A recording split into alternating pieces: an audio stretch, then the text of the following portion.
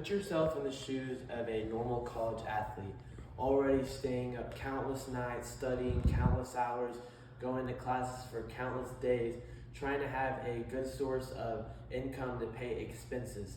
That's already hard. Now double that being a student athlete, where you're traveling cross country multiple days a week, competing in high sports, not only competing, having team practices, and putting hours to practice by yourself. That is the problem that a lot of student athletes are in today, not being able to make income off themselves, while they have created $1 billion industry of fans watching all over the world watching college sports.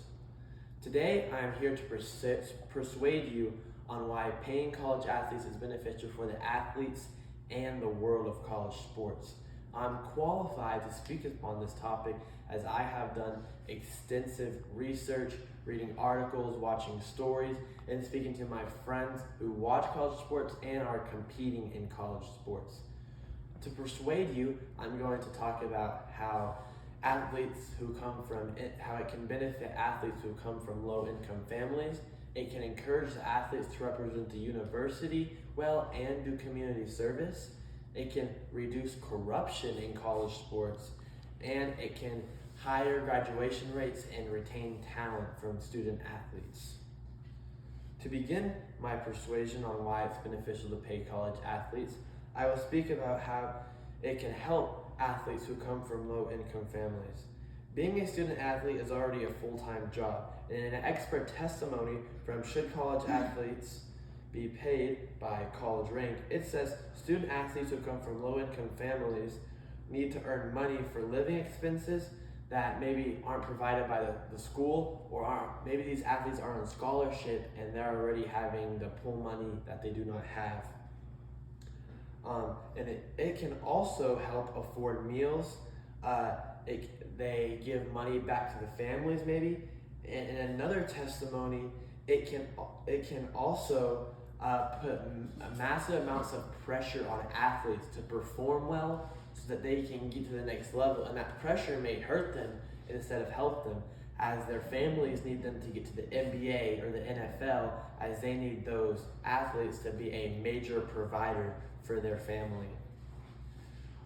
While helping athletes who come from a low-income family, it can also help athletes get out more in community service, which can help the athlete's image and the university.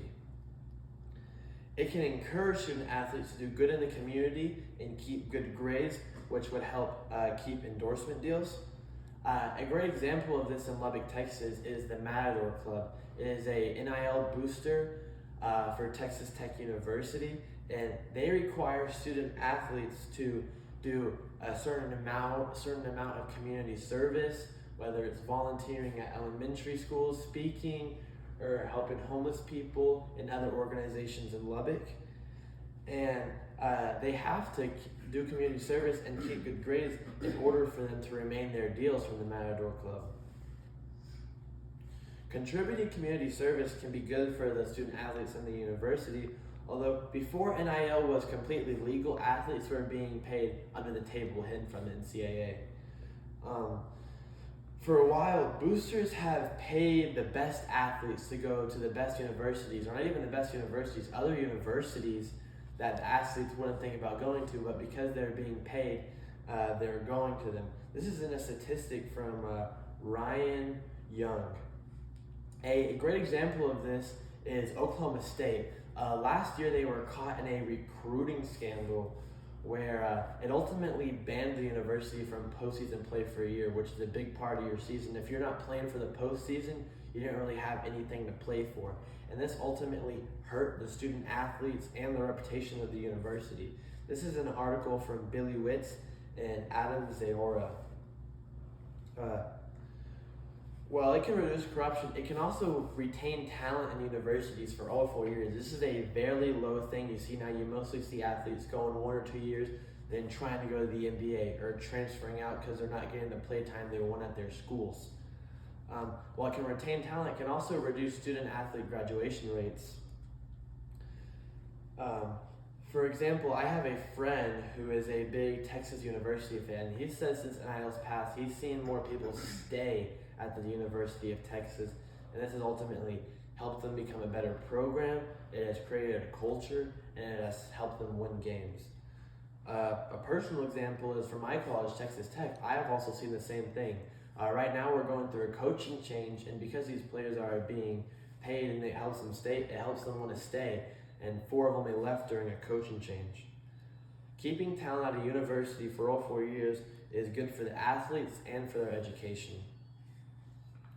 I hope my evidence and reason over how it is beneficial for athletes who come from low-income families.